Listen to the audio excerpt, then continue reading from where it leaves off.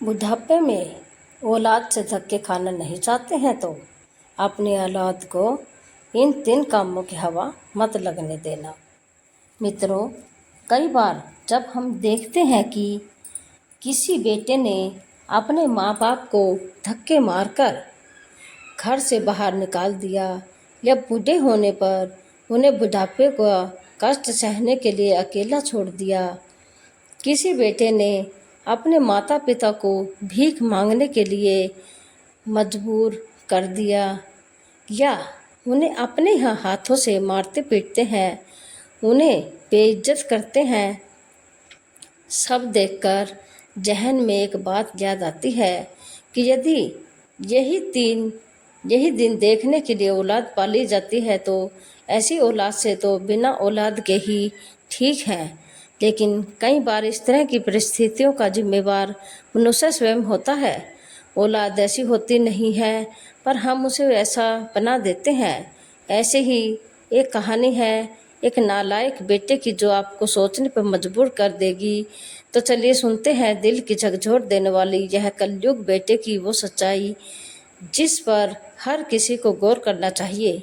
मित्रों, किसी शहर में एक मनोहर नाम के सज्जन रहते थे जो एक चपरासी का काम करते थे। उनकी पत्नी का नाम था निर्मला, जो अपने पति का बहुत सम्मान करती थी और हमेशा अपने पति की आय के अनुसार खर्च करती थी। उनका एक बेटा और एक बेटी थी। बेटी की शादी हो चुकी थी। बेटे का नाम था संदीप। मनोहर उनकी पत्नी ने संदीप को खूब पैसा लगाकर पढ़ाया, उसके सारे खर्चे उठाए। एक ही तो बेटा था, इसलिए मनोहर ने संदीप की सुख सुविधाओं में और उसकी पढ़ाई लिखाई में कोई कसर नहीं छोड़ी। उसे महंगे से महंगे स्कूलों में कॉलेजों में पढ़ाया। मनोहर जैसे तैसे करके उसे कामयाब बनाना चाहता था। इंटरमीडिएट की पढ़ाई पूरी करके आगे की पढ़ाई के लिए संदीप दूसरे शहर में चला गया और वहां रहकर उसने खूब मेहनत से मन लगाकर पढ़ाई की। मनोहर ने बेटे को पढ़ाने के लिए दूसरे शहर भेजा था ताकि वह अपने सारे सपने पूरे कर सके। बाहर रहकर पढ़ते पढ़ते उसकी नौकरी लग जाती है और वहीं एक बड़े घर की बेटी से उसकी दोस्ती हो जाती है। संदीप एक दिन उस लड़की को लेकर अपने घर आता है और सारी बात अपनी माँ और पिताजी को बताता है कि शिल्पा बहुत अच्छी लड़की है, हम दोनों एक दूसरे को कई सालों से जानते हैं। बेटे की खुशी को ध्यान में रखते हुए मनोहर ने संदीप की शिल्पा से शादी कर दी। एक सुंदर सी पढ़ी लिखी बहू को पाकर मनोहर और निर्मला बड़े खुश थे। निर्मला ने जब घर की सारी जिम्मेवारी शिल्पा को सौंप दी और कहा, बहू, घर की अब सारी जिम्मेवारी तुम्हारी है, हमारा क्या है, हम तो अब बूढ़े हो चले हैं। बुढ़ापे के दिन बहू और बेटे की देख रेख में अब चैन से कट जाएंगे, जैसा कि हर माँ बाप को सोचते हैं। मनोहर और निर्मला ने भी सोचा था। शुरू में तो सब कुछ ठीक ठाक चल रहा था, लेकिन धीरे धीरे बहू और बेटा व्यवहार में बदलाव आने लगा। शिल्पा घर की बेटी थी, इसलिए वह अकेला रहना चाहती थी। सास ससुर अगर किसी काम के उससे कहते तो वे मन ही मन सुलग उठती। वो इस बात की शिकायत अपने पति संदीप से भी करती थी। संदीप उसे समझा दिया करता कि देखो, जितना हो सके अभी बर्दाश्त कर लो। यदि माँ और पिताजी के प्रति अच्छा बर्ताव करोगी तभी तो सभी जायदाद की मालिक बन पाओगी। हो सकता है तुम्हारे व्यवहार से तंग आकर माँ और बाबूजी अपनी दौलत हमारे नाम न कराए। एक बार उसे अपने नाम आ जाने दो, फिर बाद में आप जैसा कहोगी वैसा ही होगा। संदीप इस प्रकार के समझाने पर शिल्पा भी अपने सास ससुर की हर तरह की बात सहन कर लेती और वे जो जैसा कहते वैसा कर दिया करती। एक दिन की बात, मनोहर अचानक से बीमार पड़ गया। खून की उल्टियाँ होने लगी। आंगन फानन में निर्मला जी ने उन्हें अस्पताल में भर्ती कराया। डॉक्टर ने कहा कि इन्हें बचाने के लिए काफ़ी पैसे का इंतजाम करना होगा। निर्मला जी ने अपने बेटे से कहा, बेटा, तुम्हारे पापा ने जो पैसे बचत करके रखे हैं उन्हें निकलवाने में यह भी इस समय असमर्थ है, तुम ही कहीं से पैसे का इंतजाम करो। मित्रों, पैसों का नाम सुनते ही लड़का एकदम से कहने लगा, अरे माँ, इतने पैसों का इंतजाम मैं इतनी जल्दी कहाँ से करूँगा। मामूली सी तो नौकरी करता हूँ, और अभी अभी मैंने अपना नया ऑफिस बनवाने का ऑर्डर दे दिया है। उसके लिए भी काफ़ी पैसे चाहिए। अचानक से इतने पैसे का इंतजाम करना मेरे बस की बात नहीं। माँ ने कहा, बेटा तुम्हारे पिता को तो ठीक कराना ही होगा। हम उन्हें इस हालत में नहीं छोड़ सकते। तुम कुछ भी करो, अपने किसी रिश्तेदार या दोस्त से पैसे उधार ले लो। तुम्हारे पापा जब ठीक हो जाएंगे तो वह सारा पैसा हम चुका देंगे। लड़का बोला, हे माँ, माँ पापा के पैसे अब काम नहीं आ रहे। मैं तो इन्हें पहले ही कहता था कि अगर सारा हिसाब किताब मुझे सौंप दो, पर पिताजी ने तो शायद मुझ पर भरोसा ही नहीं किया। माँ ने कहा, बेटा इस बार इन्हें किसी तरह से ठीक करा दो। जब वह ठीक हो जाएगा तुम्हें सबसे पहले मैं यही काम कराऊंगी। तो है बुढ़ापा पूरी तरह से हावी हो गया, पता नहीं कब क्या हो जाए। लड़के ने कहा, ठीक है माँ, अगर यहीं से मदद मिलती है तो मैं देखता हूँ। इस प्रकार संदीप वहाँ से चला गया। और थोड़ी देर बाद माँ के पास लौट कर आया और बोला, माँ आप चिंता मत करो, पैसे का इंतजाम हो गया है। मैं 1 महीने में लौटाने की बात कहकर पैसे लेकर आया हूँ। यदि 1 महीने में पैसे नहीं लौटाए तो मेरी बहुत बड़ी बात खबर होगी।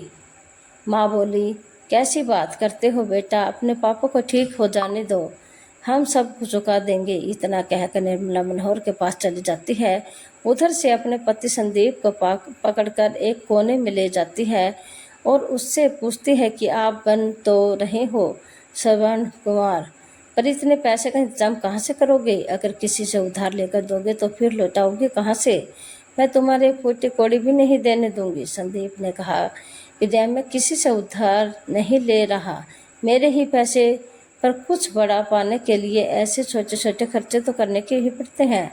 जब मैं पापा के इलाज के लिए यहाँ पैसे लगाऊंगा तो माँ भी उसे उधार समझकर जल्दी चुकाने का प्रयास करेगी। पापा के नाम सारे वही खाते मेरे नाम करवा देगी। हमें हमारे पैसे भी मिल जाएंगे और पापा की दौलत भी। जल्द ही मैं अपने ऑफिस का मालिक बन जाऊंगा।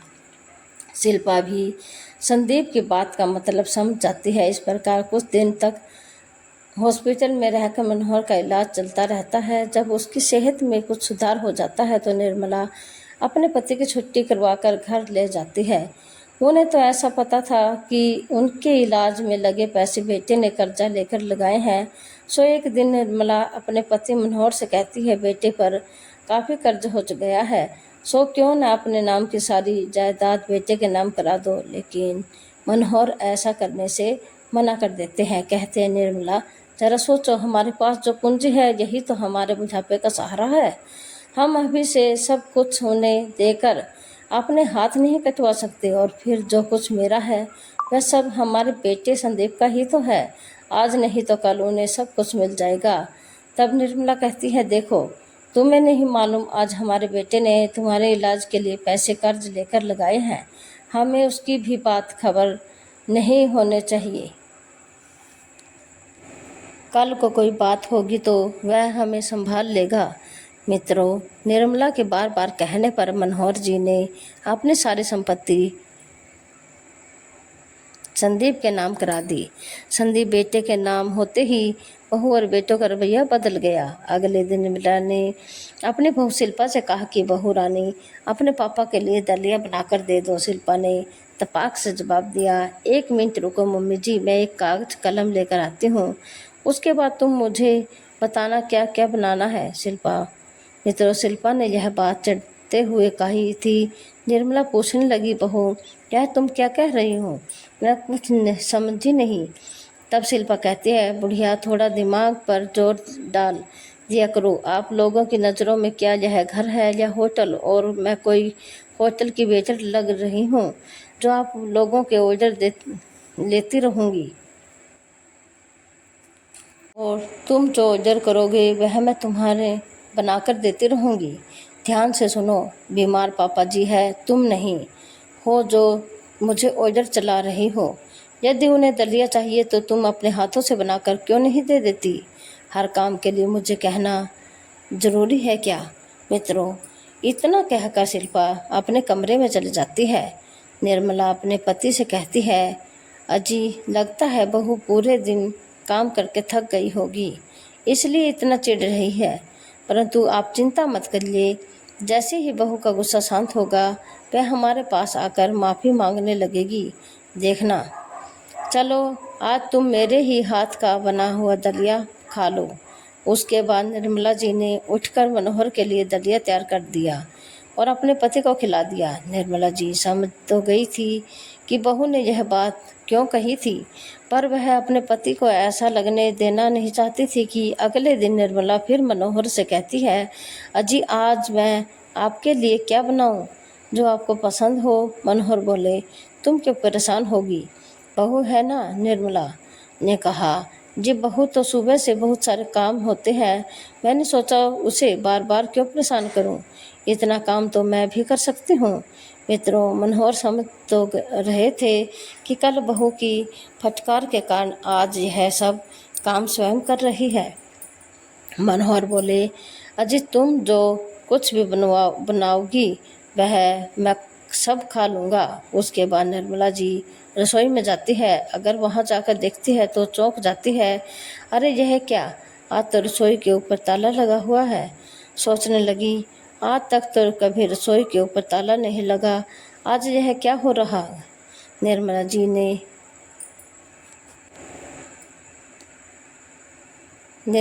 ने अपनी बहू का आवाज़ लगाई। उधर शिल्पा ने दो टुक जवाब दिया, अरे मम्मी जी इतना क्यों गला फाड़ रही हो, चिल्ला रही हो। निर्मला जी ने कहा, बहू आज तक रसोई में और पूजा घर में कभी ताला नहीं लगा, आज यह क्या देख रही हूँ। शिल्पा कहने लगी, हाँ अब ताला लगाना जरूरी हो गया है, क्योंकि इस घर में अब दो भूखे जानवर रहते हैं, उन्हें हर समय भूख लगी रहती है। अब हमारा घर कोई मंदिर का भंडारा नहीं जो 5-5 बार खाने को दिया जाएगा, इसलिए मैंने ताला लगा दिया। जब भी तुम्हारी खाने की इच्छा होती है तो मुंह उठाकर रसोई में घुस जाते हो। निर्मला ने कहा, बहू अब तो हम लोग तुम्हारी नज़र में जानवर हो गए क्या। शिल्पा ने कहा, और नहीं तो क्या, मैं तो आप लोगों की भूख से तंग आ गई हूँ। आज से मैं डिसाइड करूँगी कि तुम्हें कब खाना है और क्या खाना है। अपनी बहू की यह बात सुनकर निर्मला गुस्से से लाल पीली हो गई। कहने लगी, तेरी यह मजाल कि हमें जानवर कहे और हमारे खाने का तू हिसाब रखेगी। यह घर मेरा है और हम इतने गरीब नहीं कि खाना भी नाप तोल कर खाएंगे। जब संदीप को पता चलेगा कि तुम्हें हमारे साथ कैसा व्यवहार किया है तो वो तुम्हें बहुत अच्छे तरीके से सबक सिखाएगा। शिल्पा कहने लगी, हाँ तू मुझे अपने बेटे की धमकी दे, तेरे बेटे को तो मैं पहले ही सब कुछ बता चुकी हूँ। उसे मालूम था कि आप लोग ऐसे ही करोगे, इसलिए तो उन्होंने तुम्हारी सारी जायदाद अपने नाम करा ली। अब तुम लोग हमारे अधीन हो। हाँ, आज से इस घर में मुफ्त की रोटियां नहीं मिलेगी। पापा जी तो बीमार है, आप तो ठीक हैं, इसलिए आपसे पूरे घर का काम तुम ही करोगी, वरना हमें आप लोगों को उठाकर बाहर निकालने में ज़रा भी देर नहीं लगेगी।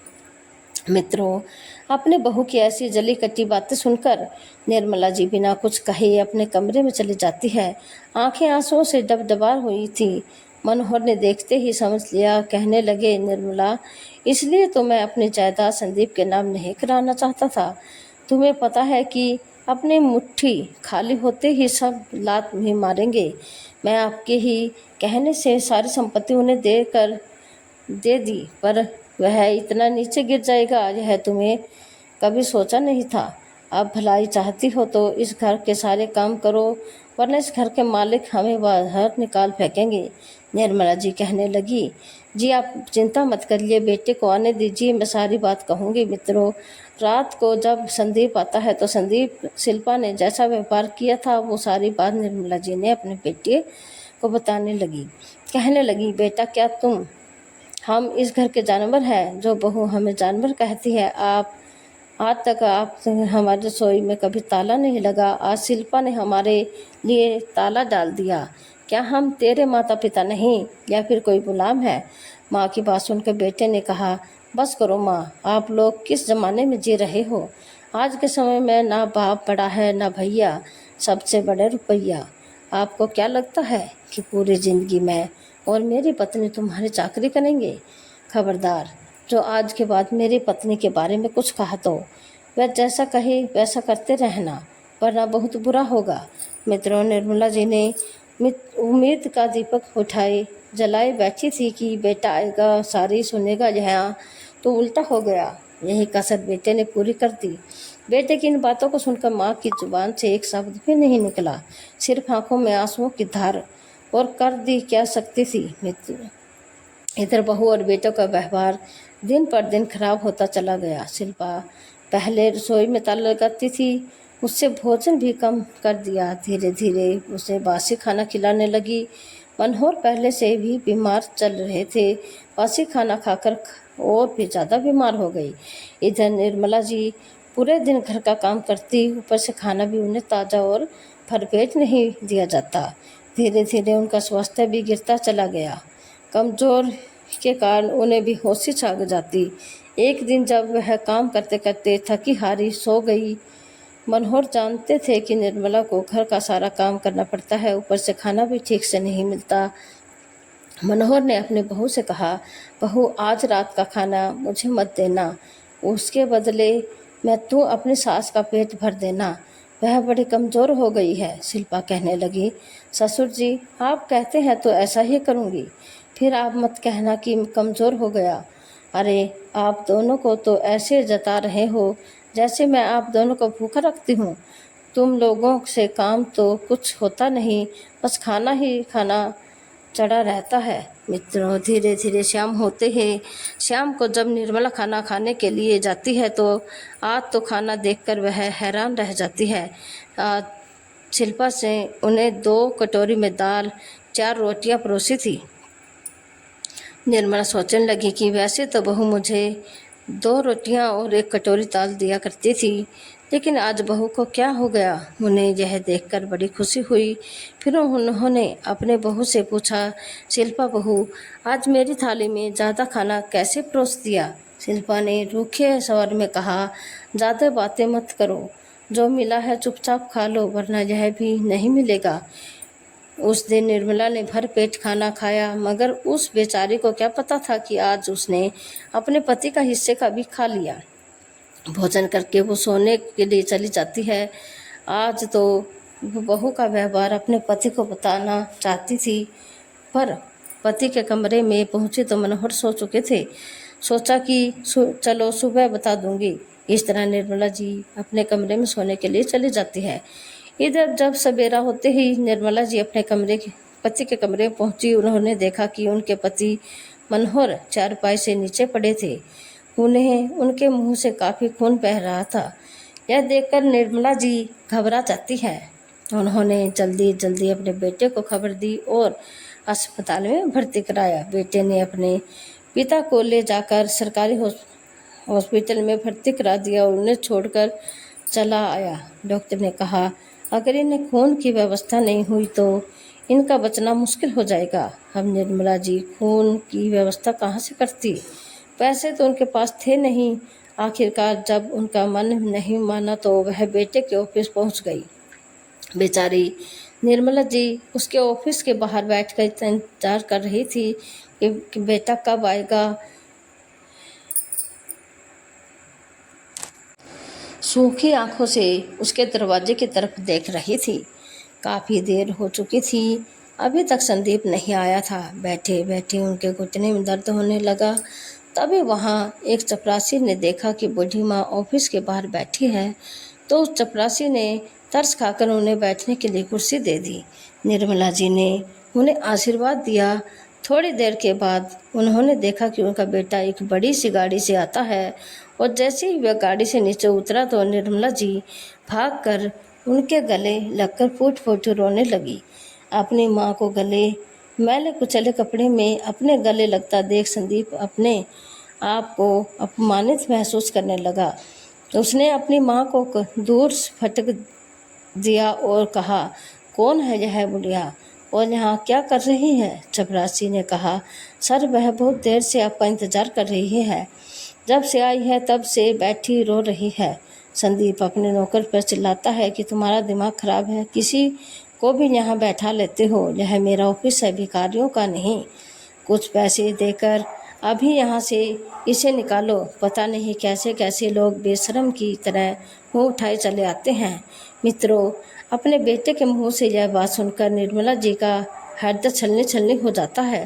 कहने लगी, बेटा तुम ठीक कह रही हो, मैं एक भिखारी हूँ। आज मुझे अपने पति के प्राण बचाने के लिए इसलिए भीख मांगने आई हूँ। हो सके तो कुछ दे दो। बेटा, डॉक्टर ने उन्हें खून चढ़ाने को कहा है। तुम्हारे पिता इस समय हॉस्पिटल में हैं, जिंदगी और मौत से जूझ रहे हैं।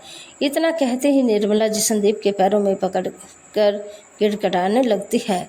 तब संदीप उनका हाथ पकड़कर एक और ले जाता है और कहता है, सुन बुढ़िया, ना तो मेरे पास इतना वक्त है और ना ही उस बूढ़े को ब्लड देने के लिए खून का एक कतरा। निर्मला जी अपनी झोली फैलाकर कहती है, बेटा इस तरह इस समय तुम मेरी मदद कर दो। मैं अपने शरीर का एक एक कतरा बहाकर तुम्हारा कर चुका दूंगी। अगर तुम्हारी थोड़ी सी खून देने से तुम्हारे पिताजी का जान बच जाती है तो बचा लो। संदीप चिल्लाते हुए अपनी माँ से कहता है, अरे जा भिखारी यहाँ से, तुझे मुँह क्या लगा लिया, तू तो पीछे ही पड़ गई। उसने 10-10 के नोटों की एक गड्डी निर्मला जी के मुंह पर फेंक दी और बोला, इससे ज़्यादा मेरे पास कुछ नहीं है। इतना कहकर वह अपने हाथों को झटक कर वहाँ से चला जाता है। वहाँ का जो चपरासी था वो यह सब देख रहा था। निर्मला जी की हालत पर उसे बड़ा तरस आ रहा था। उसकी आंखें भर आई। आगे बढ़कर निर्मला जी को उठाया और उसने पानी पिलाकर पूछा, माँ जी, क्या संदीप सर सच में आपके बेटे हैं? तब निर्मला जी ने उसको पूरी बात बताई। उस बूढ़ी माँ की कहानी सुनकर उसका दिल भी अंदर से दहल गया। ने धीरज बंधाया और उसके हाथ अपने हाथों में थामकर बोला, अम्मा जी, आप चिंता मत करिए, सब ठीक हो जाएगा। मुझे बताइए, मैं आपका बेटा हूँ, मैं आपके लिए क्या कर सकता हूँ? अगर बाबूजी को खून की ज़रूरत है तो मैं अपना खून उन्हें दे दूँगा। अगर उधर थोड़ी देर के बाद संदीप अपनी मीटिंग समाप्त करके जब बाहर आया तो उसने अपनी माँ को वहीं पर बैठा उन्हें देखकर एकदम गुस्से से भर गया। उसने निर्मला जी का हाथ पकड़कर वहाँ से ले जाने लगा। सोचने लगा कि इस बुढ़िया को यहाँ से हटा देता हूँ, वरना मीटिंग में से जो लोग आएंगे, इसने उनके सामने मुंह खोल दिया तो उन्हें पता चल जाएगा कि मुझे उन वीआईपी गेस्टों के सामने अपनी इज्जत खोना पड़ेगा। वह उन्हें झोंकता हुआ वहाँ से ले जाने लगा। तभी पीछे से गार्ड आता है। उसे जोरदार थप्पड़ संदीप के मुंह पर दे मारा। तमाचा इतना जोरदार था कि ऑफिस के अंदर जितने लोग काम कर रहे थे वे सभी लोग बाहर आ गए। सब लोग संदीप को ऐसा करते देख उसे कोसने लगते हैं कि शर्म नहीं आती अपनी माँ के साथ ऐसा व्यवहार करते हुए। संदीप ने गार्ड से कहा, तुम्हारी हिम्मत कैसे हुई अपने बॉस के ऊपर हाथ उठाते हुए? मैं तुम्हें अभी नौकरी से निकाल सकता हूँ। गार्ड ने गुस्से में कहा, अरे तुम क्या निकालो नौकरी से, मैं तुम्हारी नौकरी को ही लात मारता हूँ। जो अपने माँ बाप का नहीं हो सका वह किसका होगा? उसकी हिम्मत देखकर वह लोग हैरान थे। संदीप अपने गाल को पकड़े खड़ा था। उसने निर्मला जी का हाथ पकड़ा और बोला, चलो माँ जी, मैं अपना खून दूंगा। तुम्हारे पति का निर्मला जी को लेकर हॉस्पिटल पहुंचा। डॉक्टर ने उसका खून मनोहर के खून से मिलाया। संयोग से दोनों का ब्लड ग्रुप एक था। उसने अपना ब्लड मनोहर जी को चढ़ा दिया। निर्मला उसके सामने कुर्सी पर बैठकर उसे खूब दुआएं दे रही थी। उस समय वह उनके लिए किसी देवदूत से कम नहीं था। ब्लड चढ़ाने के बाद निर्मला के पैरों में गिरकर रोने लगा। कहा, माँ जी, मेरे पैर पकड़ कर तुम मुझे पाप का भागी क्यों बना रही हो? माँ के दिए उसका हाथ बच्चों के सिर पर आशीर्वाद के रूप में होता है। निर्मला जी ने थोड़े पैसे उस गार्ड को देते हुए कहा, बेटा, तुमने मेरे लिए अपनी नौकरी छोड़ दी, यह थोड़े से पैसे रख लो, तुम्हारे बच्चे के काम आएंगे। गार्ड ने कहा, माँ, तुम मेरी नौकरी की चिंता मत करो। तुम सुबह से बैठी यहाँ रो रही थी, तुमसे कुछ खाया नहीं होगा, पहले आपके लिए कुछ खाने को ले आता हूँ। निर्मला जी बड़ी ही आशा भरी निगाहों से उसको देख रही थी। ऐसा लग रहा था जैसे उन्हें उसका असली बेटा मिल गया हो। एक है परिचित व्यक्ति होते हुए उन्होंने मनोहर की जान बचाई, और संदीप जो उनका अपना खून था, उसने उनकी माँ को बेगाना कहकर धक्का मारकर घर से निकाल दिया। धिक्कार है ऐसी औलाद को। क्या इसी दिन के लिए उन्होंने बेटे को पाला था? क्या उसी बेटे को पढ़ाने लिखाने के लिए उन्होंने रात दिन बैल की तरह बोझा ढोया था? उधर वो गार्ड कुछ खाने के लिए लेकर आता है, इधर डॉक्टर अपने कैबिन से बाहर निकल आता है और निर्मला जी को बताता है कि माँ जी, माफ़ करना, हम आपके पति को बचा नहीं पाए। यदि ब्लड का इंतजाम 2 घंटे पहले हो जाता तो शायद उनकी जान बच सकती थी। यह सुनते ही निर्मला जी को ऐसा लगा जैसे किसी ने उन पर वजन सा गिरा दिया हो। उन्होंने अंदर जाकर देखा तो मनोहर एकदम शांत पड़े हुए थे। निर्मला जी की आंखें बिल्कुल सूखी हुई थी। पत्थर की मूर्ति बनकर वे अपने पति के पास बैठ गई। उधर उसी समय उनकी बेटी कमला का फ़ोन आता है। फ़ोन उठाते हुए निर्मला जी ने अपनी बेटी को बताया कि बेटा, तुम्हारे पापा नहीं रहे। चलो अच्छा हुआ जो मेरे मरने से पहले ही चले गए। अगर मैं पहले मर जाती तो मेरी आत्मा भटकती रहती। तब कमला बताती है, माँ जी, क्या सचमुच पापा इस दुनिया को छोड़कर चले गए? कल रात को वो एक बात कह रहे थे, बेटा अपनी माँ का ध्यान रखना। बेटी ने कहा, माँ, मैं अतिशीघ्र वहाँ पहुँच रही हूँ, मुझे आने में 2 दिन लग जाएंगे। इधर शाम तक मनोहर का क्रियाक्रम हो जाता है। बेटी विदेश में रहती थी, इसलिए उस दिन नहीं आ सकी। वो गार्ड भी निर्मला जी को सांत्वना देकर अपने घर लौट जाता है। इधर जब शिल्पा ने अब सुना कि अगले दिन हमारी नंद आ रही है तो उसने अपने पति संदीप से कहा, पता नहीं वो आकर क्या करेगी। जब उसे सब कुछ पता चलेगा कि पिताजी की ये जान हमारे कारण गई है, संदीप ने कहा, पर उसे बताएगा कौन? पिताजी हमारे कारण मर गए हैं, जवाब दिया आपकी एक कलमी माँ, उसे ज़रूर बता देगी। संदीप ने कहा, तुम चिंता मत करो, मैं उस बढ़िया को अपनी उसी बुढ़े के पास भेज देता हूँ। कमला तो कल आएगी, हम आज ही इसका इंतजाम कर देते हैं, फिर हमें किसी का कोई डर नहीं रहेगा। अगर कोई पूछेगा तो हम कह देंगे कि पापा के गम में माँ भी चली गई, और सब लोग मान भी लेंगे। संदीप और उसकी पत्नी निर्मला जी को मारने का प्लान बना लेते हैं। सोचा कि इसकी खीर में जहर मिलाकर खिला देते हैं, इसकी भी राम नाम सत्य हो जाएगी। शिल्पा ने खीर तैयार की, उसमें जहर मिलाकर अपने सास निर्मला जी को खिलाने के लिए उसके कमरे में पहुंच गई, लेकिन उन्हें नहीं पता था कि कमला ने कल आने के लिए कहा था, वो आज ही आ जाएगी। कमला के पास एक चाबी का सेट था जो उसके पिता ने दिया था। वो हमारे ना होने पर बेटी जब भी कभी घर आएगी वह अंदर आ सके। इधर शिल्पा अपनी सास को खीर में जहर खिलाने वाली थी, उधर कमला ने आकर उसकी सारी बातें सुन ली, अपने फ़ोन में रिकॉर्ड कर लिया। उसके बाद कमला ने दरवाज़ा खोला और अंदर जाते ही शिल्पा के गाल में तार से तमाचा जड़ दिया। कहने लगी, अब मैं समझ गई कि मेरे पापा मेरे मरे तुम लोगों ने उसे मारा है, अब तुम माँ को भी मारने जा रहे थे। अचानक आया देखकर दोनों की पीटी गुल हो जाती है। कमला ने फ़ोन करके पुलिस को वहाँ बुला लिया और उन दोनों को पकड़वा दिया। उन्होंने जो अपने नाम सारी जायदाद करवा ली थी उसे भी दोनों से छीन लिया। पुलिस को देखकर दोनों डर के मारे थर थर काँपने लगे और निर्मला जी के पैरों में गिरकर माफ़ी मांगने लगे, पर निर्मला जी ने उन्हें माफ़ नहीं किया। पुलिस उन दोनों को उठाकर ले गई, उन्हें सलाखों के अंदर डाल दिया। निर्मला जी ने अपनी सारी संपत्ति अपनी बेटी और उस गार्ड के नाम करा दी जिसने वास्तविक उनके बेटे होने का फर्ज निभाया था। उसने अपना ब्लड देकर मनोहर जी की जान बचाने का प्रयास तो किया, मगर किस्मत से वह बच नहीं पाया।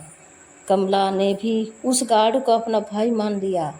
मित्रों, इस कहानी से हमें एक बात सीखने को ज़रूरत है कि ज़िंदगी में कभी अपने जीते जी अपने हाथ खाली नहीं करने चाहिए। जब हाथ खाली हो जाते हैं तो फिर अपने ही ठोकर मारने लगते हैं। दूसरी बात समझने वाली यह है कि बच्चों को बचपन से अपने से इतना दूर ना रखें कि वे आपसे दूर ही हो जाएं। जितने भी रिश्ते होते हैं वे सब मोहों की बुनियाद पर होते हैं। यदि मोह है तो बेटे का बाप है और बाप का बेटा, मोह नहीं है तो कुछ भी नहीं। बचपन से जब हम उन्हें पढ़ने लिखने के लिए अपने से दूर भेजते हैं तो 18-20 साल तक जब वह हमसे दूर रहकर पढ़ते हैं तो उनका हमारे प्रति मोह खत्म हो जाता है। और जिसके अंदर मोह नहीं रहेगा वह कभी आपकी केयर कर ही नहीं सकता। तीसरी बात समझने वाली क्या है कि इंग्लिश कॉन्वेंट स्कूल में पढ़ाने के साथ साथ एक पाठ अपनी संस्कृति और संस्कारों से के भी पढ़ाया जाए। यदि बस अपने संस्कारों को नहीं पढ़ेंगे तो विदेशी सभ्यता पढ़ जाएंगे तो अपने माँ बाप को बूढ़ा होते ही त्याग देते हैं। मैं तो कहूँगा कि अपने देश में जितने भी कॉन्वेंट स्कूल हैं उनमें आधे घंटे का एक विषय और बढ़ा दिया जाए। उन्हें सिर्फ अपने आदर्श, अपने संस्कृति, अपने सिद्धांत और अपने महापुरुषों के बारे में बताया जाए।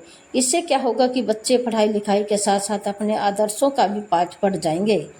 कहते हैं आप चाहे जितने भी अंग्रेज बन जाओ, यदि अपने बचपन में अपने संस्कार को पढ़ा है तो आप कभी अपने कर्तव्य धर्म से विमुख नहीं हो सकते। उम्मीद है कि आप मेरी वीडियो ज़रूर से ज़रूर पसंद आई होगी। तो चलिए अपनी कीमती राय कमेंट में ज़रूर भेजिएगा और हमारे चैनल को लाइक, शेयर, सब्सक्राइब ज़रूर करिएगा। हमें आपके सपोर्ट की बहुत से बहुत ज़रूरत है।